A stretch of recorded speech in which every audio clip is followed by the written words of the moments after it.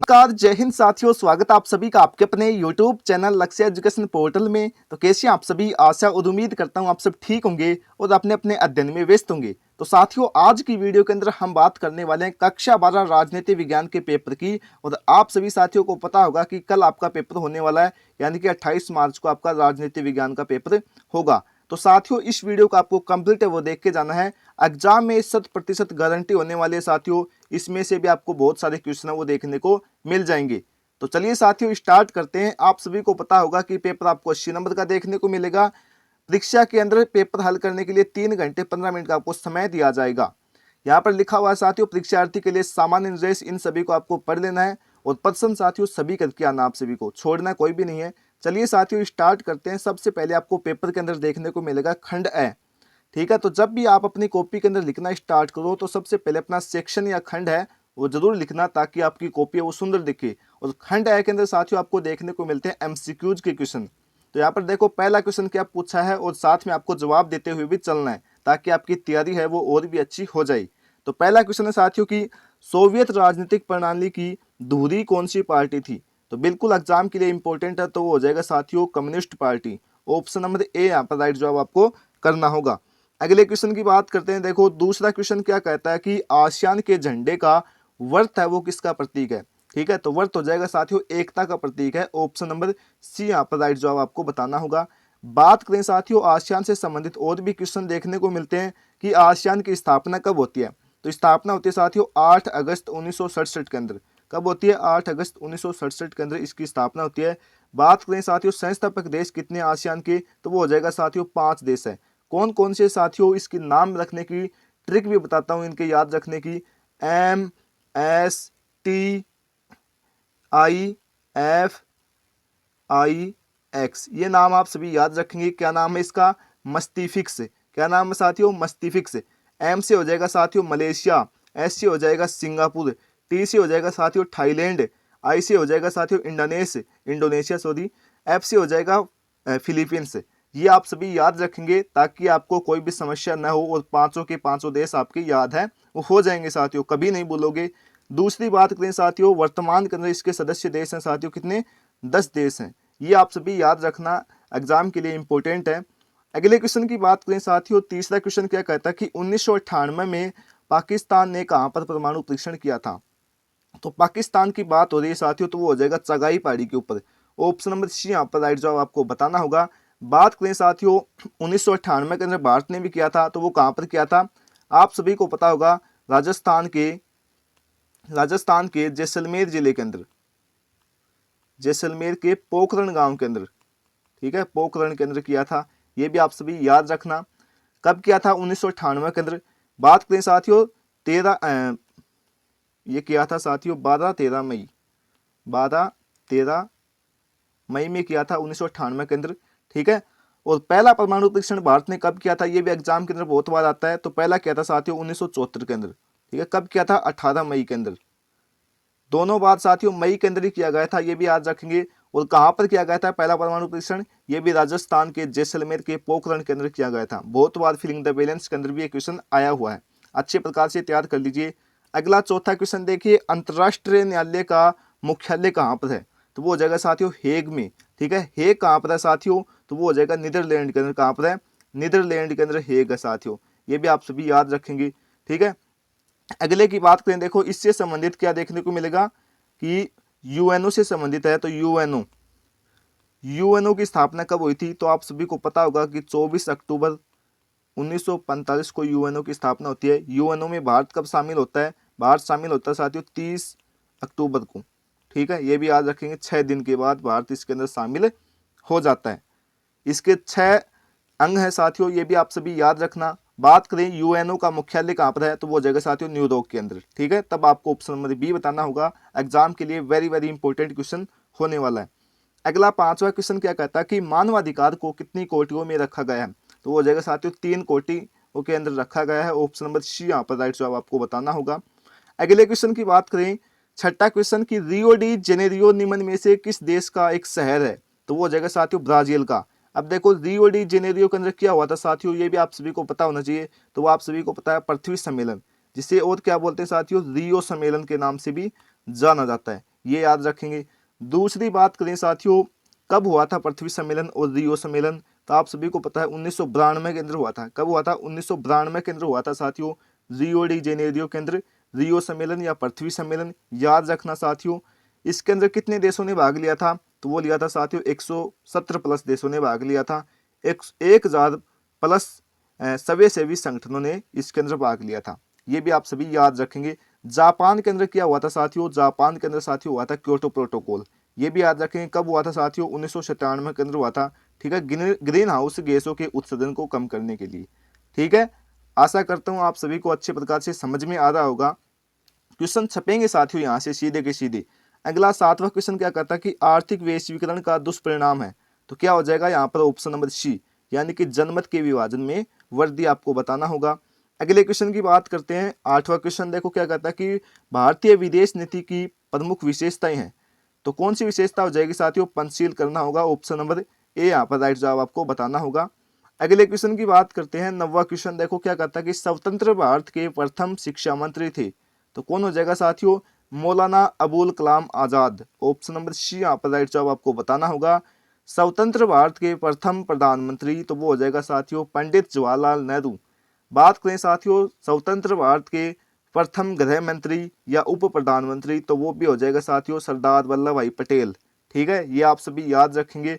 बात करें साथियों प्रारूप समिति के अध्यक्ष कौन है, तो वो हो जाएगा डॉक्टर भीमराव अंबेडकर। ठीक है, अगले क्वेश्चन की बात करते हैं। 10वां क्वेश्चन कहता है कि दूसरी पंचवर्षीय योजना का मूल मंत्र था, तो वो हो जाएगा साथियों दूसरी की पूछ रहा तो वो हो जाएगा तेज गति से संरचनात्मक बदलाव करना। ठीक है, बात करें साथियों दूसरी पंचवर्षीय योजना कब से लेकर कब तक चली थी, तो आप सभी को पता होगा 1956 से लेकर 1961 तक चली थी। ये भी याद रखेंगे। बात करें इसके योजनाकार कौन हो जाएगा साथियों? योजनाकार कौन है, तो वो हो जाएगा साथियों पीसी महालनोबिस। महाल कितने हैं? 9 और 20। इस प्रकार से आप सभी याद रखेंगे। कितने? पीसी मतलब कंप्यूटर, महल कितने? 9 है और 20, ये आप सभी याद रखना। ठीक है, बात करें साथियों पहली पंचवर्षीय योजना कब से लेकर कब तक चली थी? 1951 से लेकर 56 के बीच में चली थी। इसका अध्यक्ष कौन हो जाएगा? योजनाकार के एन राज हो जाएगा साथियों। क्या हो जाएगा? के एन राज। इसका मूल मंत्र क्या था? धीरज साथियों। ठीक है, इसके अंदर किस पर बल दिया गया था, तो आप सभी को पता है कृषि के ऊपर बल दिया गया था। द्वितीय पंचवर्षीय योजना के अंदर किस पर बल दिया गया था? उद्योगों के ऊपर बल दिया गया था। ठीक है, ये आप सभी याद रख लेना। छोटे छोटे क्वेश्चनों से बड़े वाले क्वेश्चन बन जाएंगे। ठीक है, अगला 11वां क्वेश्चन देखो यहाँ पर क्या कहता है। 11वां क्वेश्चन कहता है कि निम्न में से किस क्षेत्र को नेफा या उत्तरी पूर्वी सीमांत कहा जाता है, तो बिल्कुल ये कहा जाता है अरुणाचल प्रदेश को। ऑप्शन नंबर बी यहाँ पर आपको बताना होगा। अगला क्वेश्चन क्या कहता है? 12वां ये कहता है कि भारत के निम्नलिखित राष्ट्रपतियों में से कौन भारत के ट्रेड यूनियन आंदोलन से संबंध रहा है, तो बिल्कुल इसका राइट जवाब हो जाएगा साथियों ऑप्शन नंबर ए, यानी कि वी गिरी आपको बताना होगा। अगले क्वेश्चन की बात करते हैं। क्या कहता है देखो, ये कहता है 13वां क्वेश्चन की निम्न राजनीतिक दलों में से नया राजनीतिक दल कौन सा है, तो वो हो जाएगा साथियों आम आदमी पार्टी। ठीक है, अगले क्वेश्चन की बात करें। 14वां क्वेश्चन कहता है कि मंडल मुद्दा किन वर्गों के लोगों से सरोकार करता है, तो बिल्कुल वो हो जाएगा अन्य पिछड़ा वर्ग ओबीसी। ठीक है, जिसे हम क्या बोलते हैं? ओबीसी। इसने 27% आरक्षण की मांग है वो की थी ओबीसी के लिए। बात करें इसके अध्यक्ष कौन हो जाएगा, तो वो आप सभी को पता है बीपी मंडल। कौन हो जाएगा साथियों? बीपी मंडल, जिसे हम बिछेंद्री प्रसाद मंडल भी बोलते हैं। इनका ये पूरा नाम है बिछेंद्री प्रसाद मंडल, जिसे बीपी मंडल के नाम से भी जाना जाता है। अगला 15वां क्वेश्चन क्या कहता है कि पूर्वी पाकिस्तान को वर्तमान में किस नाम से जाना जाता है? पूर्वी पाकिस्तान की बात हो रही है, ना कि पश्चिमी पाकिस्तान की। तो आप सभी को पता है वो बांग्लादेश के नाम से जाना जाता है। इसका निर्माण कब हुआ था साथियों, तो वो होता है आप सभी को पता है 1971 के अंदर। ये भी आप सभी याद रखना, एग्जाम के लिए इंपॉर्टेंट है ये। अगले क्वेश्चन की बात करते हैं। अब देखो यहाँ पर दूसरा क्वेश्चन आपके सामने आएगा फिलिंग द बैलेंस का। ठीक है, और फिलिंग द बैलेंस के अंदर साथियों आप सभी को पता होगा जब भी आप अपनी कॉपी के अंदर लिखो ना, तो ये लिखने की आपको कोई आवश्यकता नहीं है, सिर्फ आपको बस इतना उत्तर देना है।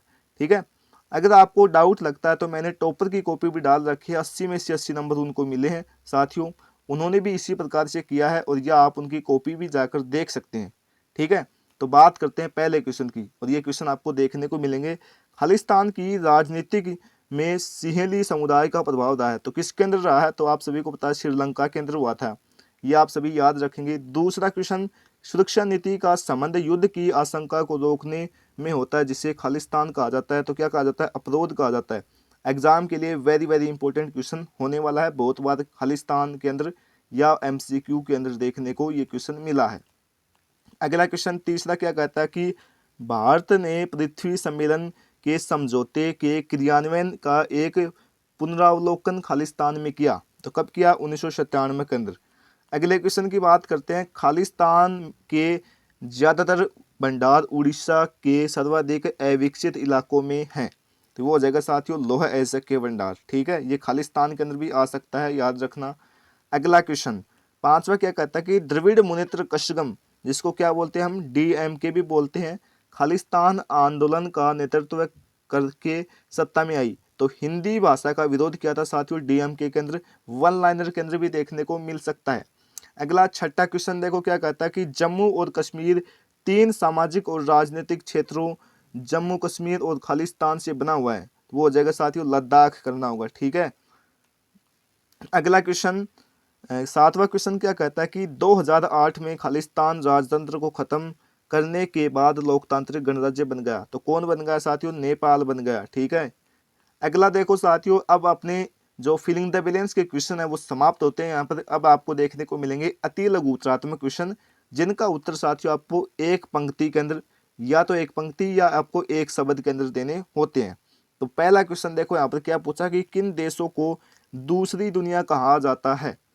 इस प्रकार से लिखेंगे साथियों इसका उत्तर कि पूर्वी यूरोप के जो देश थे, जो समाजवादी यानी कि सोवियत संघ वाले देश थे ना साथियों, जो सोवियत संघ के अंदर शामिल थे यानी कि समाजवादी खेमे के अंदर शामिल थे, उन्हें बोला जाता साथियों दूसरी दुनिया। ये आप सभी याद रखेंगे। अगले क्वेश्चन की बात करते हैं। अगला क्वेश्चन कहता है साथियों साधक का पूरा नाम लिखिए। ये आपको वन लाइनर के अंदर भी देखने को मिल सकता है या आपको एमसीक्यू के अंदर भी देखने को मिल सकता है, बहुत बार एग्जाम के अंदर आया हुआ है। तो देखो यहाँ पर पूछा है कि साधक, आप सभी को पता होगा इसका दूसरा नाम भी है, कौन सा हो जाएगा, दक्षेश है साथियों वो, ये भी आप सभी याद रखना, दक्षेश इसका ही नाम है साधक का। तो देखो इसका नाम पूछा है पूरा नाम, तो south Asian association for regional cooperation. ठीक है, SAARC, आपको यहाँ पर 4 ऐड करना है साथियों, डबल ए के बाद आपको 4 ऐड करना है, बस यही घपला है इसके अंदर। ठीक है, अगर आपने 4 ऐड नहीं किया तो आपका जवाब है वो गलत हो जाएगा और मार्क्स यहाँ पर काट लिए जाएंगे। हिंदी के अंदर बात करें साथियों वो हो जाएगा देखो दक्षिण एशियाई क्षेत्रीय सहयोग संगठन। ठीक है, संगठन या संघ एक ही बात है। अगला क्वेश्चन यह क्या कहता है कि एनपीटी का पूरा नाम क्या है, तो एनपीटी का पूरा नाम क्या है साथियों, परमाणु अप्रसार संधि, जिसकी साथियों स्थापना हुई थी या कब लागू हुई थी, 1967 के अंदर लागू हुई थी ये। ठीक है, ये भी याद रखेंगे। अगला क्वेश्चन चौथा क्वेश्चन क्या कहता है कि औपनिवेशिक दौर में भारत किस प्रकार का देश था, तो औपनिवेशिक दौर में भारत वो आधारभूत वस्तुओं और कच्चे माल का निर्यातक देश था साथियों। किस प्रकार का देश था, कच्चे माल और आधारभूत वस्तुओं का निर्यातक देश था। अगला पांचवा क्वेश्चन क्या कहता है कि वैश्विक संपदा की सुरक्षा के लिए किए गए किन्हीं 2 समझौतों के आपको नाम लिखना है। तो एक तो हो जाएगा साथियों अंटार्कटिका संधि, जो कब होती है, 1959 के अंदर होती है। दूसरी संधि की बात करें तो मार्टियल न्याचार संधि हो जाएगी साथियों, जिसकी ये कब हुई थी, 1987 के अंदर हुई थी, ये आप बता सकते हैं। अगला छठा क्वेश्चन साथियों पूछा है कि भारतीय विदेश नीति के संवैधानिक आधार आपको बताने हैं। तो इसके अंदर आप सभी क्या बता सकते हैं, साथियों छठे के अंदर, तो आप बताएंगे कि विदेश नीति भारतीय के अंदर कब किस संविधान के अंदर देखने को मिलती है। तो आप सभी को पता होगा साथियों अनुच्छेद 51 के अंदर। कहाँ पर देखने को मिलती है, अनुच्छेद 51 के अंदर देखने को मिलती है। और इसके अंदर साथियों संवैधानिक आधार पूछ रहा है। ठीक है, तो इसका जवाब आप सभी बताएंगे कि यह अंतर्राष्ट्रीय झगड़ों और निपटानों के लिए मध्यस्थ का रास्ता है, वो इसके अंदर बनाया गया है अनुच्छेद 51 के अंदर। ठीक है, संवैधानिक की तो बात पूछ रहा है तो आप लिखेंगे अनुच्छेद 51 के अंदर साथियों अंतर्राष्ट्रीय झगड़ों को निपटाने के लिए इसके अंदर बात है वो की गई है। अगले क्वेश्चन की बात करते हैं। अगला नियोजन की आवश्यकता क्यों होती है। नियोजन का मतलब होता है साथियों प्लानिंग, क्या होता है, प्लानिंग होता है। तो बात करते हैं इसके उत्तर की। तो नियोजन के द्वारा आप सभी को पता होगा आर्थिक और सामाजिक जीवन होता है, उसके अंदर अंगों का समन्वय स्थापित करने के लिए समाज में इसके माध्यम से उन्नति है वो पैदा की जाती है। तो इस प्रकार से आपको इसका जवाब देने का प्रयास करना है। अगला 7वां क्वेश्चन, और देखो यहाँ पर वन लाइनर या एक एक वर्ड की बात हो रही है साथियों, या नहीं कि इसके अंदर आपने 10 लाइनें लिख दी, 5 लाइनें लिख दी, 3 लाइनें लिख दी, तब भी आपका जवाब गलत मान के प्रश्न का उत्तर है वो काट लिया जाएगा, नंबर नहीं दिया जाएगा आपको। तो जवाब देना जितना ज़्यादा हो सके छोटे शब्दों के अंदर, जैसा कि जिस प्रकार से मैं बता रहा हूँ उसी प्रकार से। अगला 8वां क्वेश्चन क्या कहता है कि 1969 में राष्ट्रपति के निर्वाचन के लिए इंदिरा गांधी ने किस उम्मीदवार का साथ दिया था। तो 8वें के अंदर आप सभी क्या बोलेंगे, आप सभी को पता है एक निर्दलीय उम्मीदवार था साथियों, जिसका नाम था वीवी गिरी। क्या था? वीवी गिरी नाम था साथियों। क्या था? वीवी गिरी नाम था उनका। और वो साथियों बाद में आगे चलकर विजयी भी होते हैं। तो ये आप सभी याद रखें, कब साथ दिया था? 1969 के अंदर।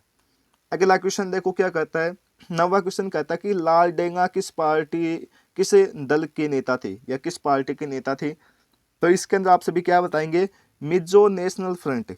किस पार्टी के नेता थे? मिजो नेशनल फ्रंट के हो जाएंगे साथियों, ये याद रखना। अगला क्वेश्चन 10वां क्वेश्चन क्या कहता है कि राजीव गांधी की मृत्यु के बाद कांग्रेस पार्टी ने किन्हें अपना प्रधानमंत्री चुना था।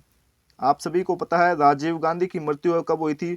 1991 के अंदर हुई थी, लिट्टे के द्वारा की गई थी। तो इसका जवाब हो जाएगा साथियों पीवी नरसिम्हा राव। क्या करेंगे आप सभी? पीवी नरसिम्हा राव आपको बताना होगा। इन्हीं के बाद इनका ही चुनाव किया गया था। अब देखो यहाँ से स्टार्ट होता है अपना खंड ब। इसके अंदर आपको देना होगा साथियों 50 शब्दों के अंदर उत्तर, यानी कि लगभग साथियों 5 से 6 लाइनें। इनके अंदर आपको उत्तर देना है। यहाँ पर पूछा साथियों कि यूरोपीय संघ की 4 विशेषताएं आपको बतानी है। तो कौन कौन सी विशेषताएं हो जाएंगी 4 विशेषताएं? तो आप सभी को पता होगा कि यूरोपीय संघ है उसकी साथियों एक तो खुद की मुद्रा है, ठीक है। एक साथियों उसकी खुद की मुद्रा कौन सी हो जाएगी? याद रखना यूरो। आपको देखने को मिल सकता है कि यूरोपीय संघ की मुद्रा का नाम क्या है? खुद का साथियों एक झंडा है, खुद का राष्ट्रगान है, ये आप सभी लिखेंगे। खुद का स्थापना दिवस है। बात करें साथियों यूरोपीय संघ है वो एक आर्थिक राजनीतिक मामलों में हस्तक्षेप करने में सक्षम है, यानी कि दूसरी महाशक्तियों से लड़ने में सक्षम है, ठीक है। इसका एक सदस्य है साथियों, आप सभी को पता है कौन सा है? फ्रांस है साथियों। और वो फ्रांस साथियों सुरक्षा परिषद के अंदर शामिल है, यूएनओ के अंदर, ठीक है। बात करें साथियों इसका आर्थिक राजनीतिक सैनिक तथा कूटनीतिक वैश्विक प्रभाव बहुत अधिक बढ़ा हुआ है। आप सभी को पता होगा वो संख्याओं के अंदर बता रखा है 17,000 कुछ ऐसे है। अगला देखो 5वां क्वेश्चन क्या कहता है साथियों कि दक्षिण एशिया के सारे झगड़े सिर्फ भारत और उसके पड़ोसी देशों के बीच ही नहीं, इस कथन को आपको स्पष्ट करना है। दक्षिण एशिया मतलब अपने आसपास के देशों की बात हो रही है। इसका जवाब आप सभी क्या बताएंगे? आप सभी को पता होगा साथियों कि एक बार लड़ाई झगड़ा नेपाल और भूटान तथा बांग्लादेश म्यांमार के बीच भी जातीय संघर्ष हुआ था साथियों, ठीक है। यानी कि जो लोग वहां पर रहने सहने का काम कर रहे थे ना, मान ली जो लोग रह रहे थे वहां पर लड़ाई झगड़ा हो गया था बहुत भयंकर, नेपाल और भूटान के अंदर, और एक बार हुआ था बांग्लादेश और म्यांमार के अंदर। दूसरा बात करें साथियों बांग्लादेश और नेपाल के बीच नदी जल विवाद भी है साथियों। तो ये आप सभी को बता सकते हैं, यहाँ पर ये इतना ही लिखना है बस, ठीक है। अगले क्वेश्चन की बात करते हैं। देखो अगला 6वां क्वेश्चन क्या कहता है कि अंतर्राष्ट्रीय मुद्रा कोष क्या है, कितने देश इसके सदस्य हैं। तो आप सभी को पता होगा अंतर्राष्ट्रीय मुद्रा कोष है वो साथियों वित्त यानी कि रुपयों की देख देख करता है साथियों विश्व के अंदर, है ना। और किसी देश के द्वारा मांगे गए ऋण यानी कि वित्तीय तकनीकी सहायता से देता है साथियों, ये भी इसके अंदर लिख सकते हैं। और बात करें साथियों इसके अंदर सदस्य देश कितने हैं, तो 2016 के अनुसार साथियों इसके अंदर सदस्य देश हो जाएगा 189, ठीक है। ये आप सभी को लिखना होगा 2016 के अनुसार। अगले क्वेश्चन की बात करते हैं 7वां क्वेश्चन। और देखो साथियों आप एग्जाम के अंदर ब्लैक पेन का यूज कर सकते हैं, कोई भी समस्या नहीं होती। हेडिंग बनाने के लिए अच्छे प्रकार से लिखना, अच्छी अच्छी राइटिंग में नंबर आपको पूरे में से पूरे मिलेंगे, कोई नहीं रोक सकता। अगला 7वां क्वेश्चन क्या कहता है कि सुरक्षा के पारंपरिक तरीके के रूप में अस्त्र नियंत्रण को स्पष्ट आपको करना है। तो 7वें का राइट जवाब आप सभी बता सकते हैं कि अस्त्र नियंत्रण के अंतर्गत हथियारों के संबंध में कुछ कानून कायदे का पालन करना पड़ता है। जैसे कि आप सभी को पता होगा 1972 के अंदर एंटिक बैलिस्टिक मिसाइल संधि, जिसे हम क्या बोलते हैं एबीएम, क्या बोलते हैं साथियों एबीएम बोलते हैं। कब होती है? 1972 के अंदर होती है, याद रखना साथियों, ठीक है। और अमेरिका और सोवियत संघ के बैलिस्टिक मिसाइलों को रक्षा कवच के रूप में इसे इस्तेमाल करने से रोका है। अगला क्वेश्चन देखो, 8वां क्वेश्चन क्या कहता है, ये कहता है कि आपके दृष्टिकोण से क्योटो प्रोटोकॉल से विश्व को होने वाले लाभ की व्याख्या आपको करनी है। तो इसके अंदर आप सभी क्या बताएंगे कि क्योटो प्रोटोकॉल से विश्व को क्या क्या लाभ है, ये आपसे पूछना चाहता है। तो इसके अंदर राइट जवाब लिखेंगे कि इससे जलवायु परिवर्तन, जैव विविधता और वानिकी के संबंध में कुछ नए बदलाव देखने को मिले हैं पृथ्वी के अंदर। एक तो ये लिख सकते हैं, जिससे साथियों क्या रुकेगी, तापवर्दी है वो कम होगी, यानी कि वैश्विक ताप है वो कम होगा साथियों। और ग्रीन हाउस गैस है उनका भी काम है वो कम होगा, यानी कि ज़्यादा नहीं फैलाएंगे। ये आप सभी इसके अंदर लिखना है। अगला क्वेश्चन देखो, बॉम्बे प्लान से आप क्या समझते हैं, एग्जाम के लिए वेरी वेरी इंपॉर्टेंट, हर बार बताता हूँ। तो बॉम्बे प्लान क्या है साथियों, 1944 के अंदर, कब साथियों, 1944 के अंदर भारतीय उद्योगपतियों जैसे कि टाटा, बिरला, ये मुकेश अंबानी, ऐसे एक समूह ने साथियों एकत्र होकर एक बैठक की थी साथियों। नियोजित अर्थव्यवस्था को चलाने के लिए संयुक्त प्रस्ताव रखा गया था सरकार के सामने, उसे ही बोलते हैं साथियों बॉम्बे प्लान। तो ये आप सभी को इसके अंदर बताना है। अगला क्वेश्चन 10वां, ये क्या कहता है कि निम्नलिखित को आपको मेल करना है, यानी कि जोड़ा मिलाना साथियों। तो पहले के अंदर आप सभी क्या मिलाएंगे कि 1950 या 64 के दौरान भारत की विदेश नीति। तो इसके अंदर आप सभी लिखेंगे दूसरा पॉइंट, यानी कि क्षेत्रीय अखंडता और संप्रभुता की रक्षा तथा आर्थिक विकास। ठीक है, दूसरा पॉइंट है साथियों अपना पंचशील। तो पंचशील के अंदर आप सभी क्या लिखेंगे, ये लिखना होगा, देखो शांतिपूर्ण सहस्तित्व के 5 सिद्धांत, यानी कि पंचशील की बात हो रही है। अगला गह है अपना बैंडुंग सम्मेलन, तो इसका राइट जवाब हो जाएगा ये, यानी कि इसकी परिणति गुटनिरपेक्षता आंदोलन से हुई थी, आप सभी को पता है। बैंडुंग सम्मेलन कब हुआ था साथियों, कब हुआ था ये आपको कमेंट करके बताना है। अगला है दलाई लामा, ठीक है, तो दलाई लामा हो जाएगा साथियों पहला, यानी कि तिब्बत के धार्मिक नेता जो सीमा पार करके भारत चले आए थे। और कब साथियों इन्हें पार किया गया था, 1959 के अंदर। ठीक है, ये भी याद रखना, ये लिखना है। अगला 11वां क्वेश्चन क्या कहता है कि यह कहता है साथियों 1967 के चौथे आम चुनाव में कांग्रेस दल की मुख्य चुनौतियां आपको बतानी है। तो आप सभी क्या बता सकते हैं कि जो चौथा आम चुनाव कब हुआ था, पहली बात तो ये याद रखना 1967 के अंदर हुआ था। इस समय साथियों देश है वो क्या था, संकट में था साथियों, एक तो ये बात लिखेंगे, संकट से उभरा ही था साथियों उस समय, आप सभी को पता है। और दूसरी बात साथियों, 2 प्रधानमंत्रियों की मृत्यु हो गई थी, एक तो लाल बहादुर शास्त्री, एक पंडित जवाहरलाल नेहरू की। और युद्ध भी हो गया था साथियों 1962 के अंदर। ठीक है, 1962 के अंदर चीन के साथ युद्ध हो गया था, 1965 के साथ पाकिस्तान के साथ युद्ध हो गया था। और साथियों कांग्रेस है वो कई अंदरूनी चुनौतियों से लड़ रही थी। तो ये आपको इसके अंदर बताने का प्रयास है वो करना है। यहाँ पर देखो चुनौतियाँ ही पूछा है साथियों। अगला क्वेश्चन देखो यहाँ पर क्या पूछा है, 12वां क्वेश्चन कहता है कि जयप्रकाश नारायण की समग्र क्रांति पर आपको संक्षिप्त टिप्पणी लिखनी है। ठीक है, अब देखो इसका राइट जवाब आप सभी बताएंगे कि जयप्रकाश नारायण ने 1974 में बिहार की कांग्रेस सरकार को बर्खास्त करने की मांग वो की थी। इन्होंने सामाजिक, आर्थिक और राजनीतिक दायरे से समग्र यानी कि संपूर्ण क्रांति का आह्वान किसने किया था, समग्र क्रांति बोल दो या संपूर्ण क्रांति, जयप्रकाश नारायण ने किया था। याद रखना, one liner MCQs filling the balance के अंदर देखने को मिल सकता है। ठीक है, ये आप सभी को इसके अंदर बताना है साथियों। अगले क्वेश्चन की बात करते हैं। 13वां क्वेश्चन क्या कहता है कि अलगाववाद का अर्थ स्पष्ट करना है। तो 13वां के अंदर आप सभी बताएंगे कि अलगाववाद से अभिप्राय है, यानी कि राज्य के कुछ क्षेत्र के लिए साथियों स्वतंत्र राज्य की मांग करना, यानी कि भाषा के आधार पर मांग करना। ये आप सभी लिखेंगे, यानी कि खुद के क्षेत्र से प्रेम करना।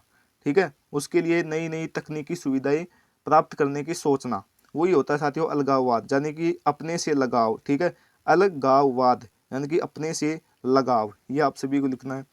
अगला 14वां क्वेश्चन कहता है कि क्या क्षेत्रीय दल आवश्यक है। अपने उत्तर के पक्ष में आपको 2 तर्क देने हैं। तो आप सभी क्या बताएंगे कि भारत की बात हो रही है यहाँ पर साथियों, क्षेत्रीय दलों के अंदर भारत की बात की जा रही है। तो इसके अंदर आप सभी क्या बताएंगे, भारत वो साथियों एक बड़ा देश है साथियों, इसके अंदर साथियों अनेक भाषाएं, धर्मों, जातियों के लोग रहते हैं। तो यहाँ पर साथियों क्षेत्रीय दलों की तो आवश्यकता होती है। ठीक है, यानी कि अलग अलग नेता है वो होने चाहिए।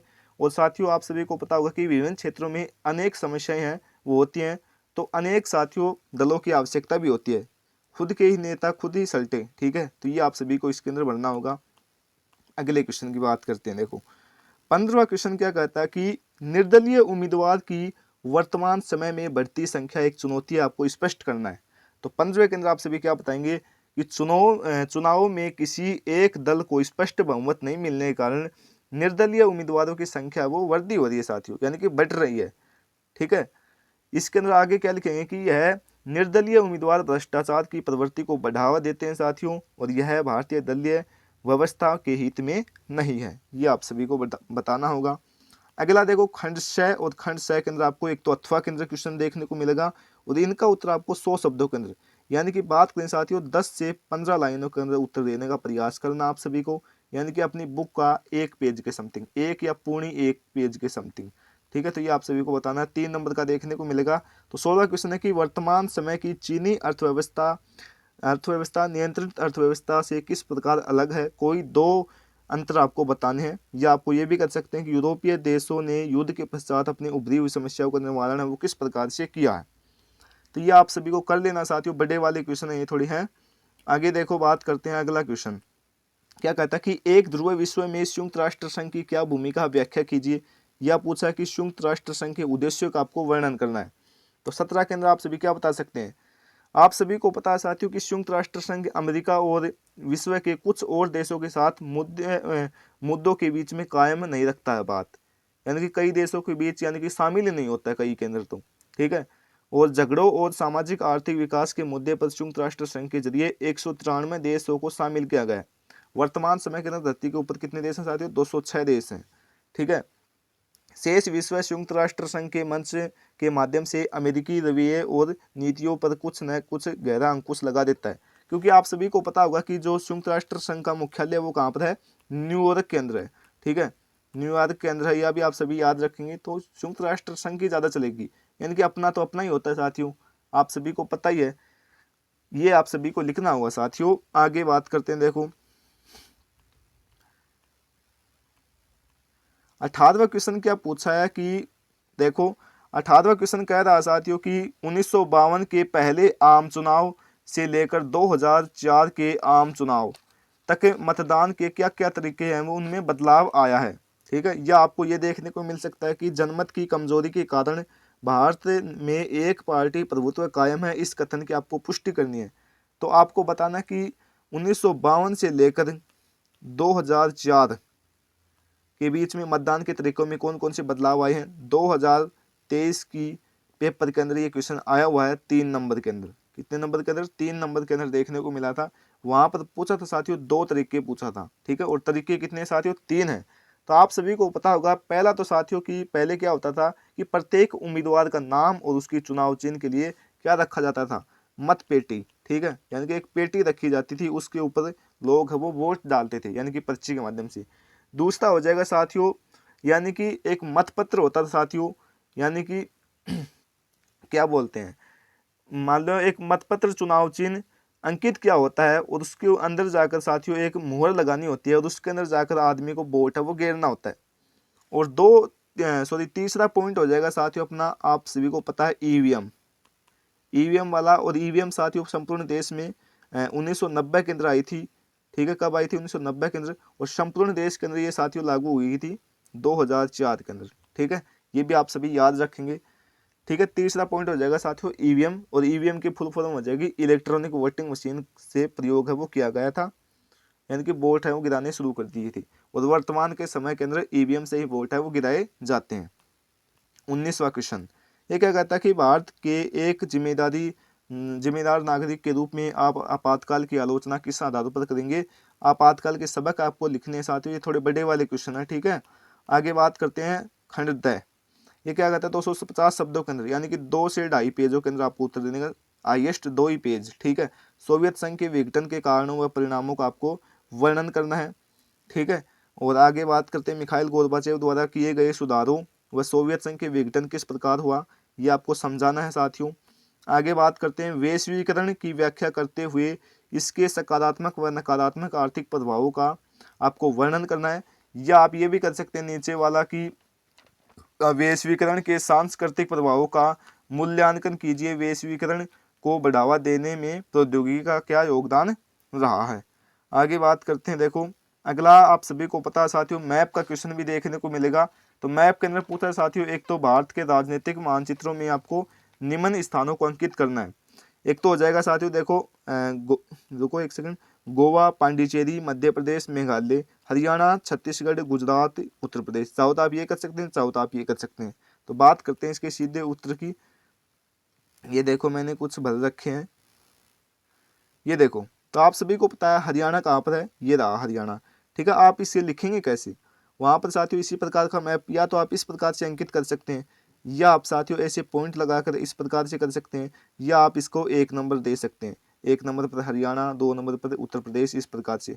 अब देखो उत्तर प्रदेश कहाँ पर है, उत्तर प्रदेश ये रहा भाई, ये है उत्तर प्रदेश। ठीक है, बिहार है साथियों ये, मध्य प्रदेश है साथियों ये, मेघालय है साथियों ये छोटा वाला। ठीक है, गुजरात है साथियों ये, अपना राजस्थान है ये। ठीक है, और इसके बाद छत्तीसगढ़ की बात करें, छत्तीसगढ़ ये है। और बात करें आंध्र प्रदेश ये है, उड़ीसा ये है, पश्चिम बंगाल साथियों ये है। ठीक है, पांडिचेरी यहाँ पर है छोटा सा। ठीक है, पांडिचेरी यहाँ पर है साथियों, बस इतने। और गोवा ये देखो छोटा सा, सबसे छोटा भारत का राज्य है गोवा, तो ये यहाँ पर है। अब देखो पेपर होता है यहाँ पर कंप्लीट। आशा करता हूँ आप सभी को ये वीडियो पसंद आया होगा। पसंद आए तो साथियों आपको एक बात करनी है, एक बार अपने चैनल को सब्सक्राइब करना है और एक बार वीडियो को लाइक करना है। ठीक है, तो साथियों मिलते हैं अगले नेक्स्ट वीडियो के साथ। तब तक के लिए आप सभी को जय हिंद, जय भारत। और हाँ, नेक्स्ट वीडियो आप सभी को मिल जाएगा बहुत जल्द। तो मिलते हैं साथियों अगले नेक्स्ट वीडियो के साथ, तब तक के लिए जय हिंद, जय भारत।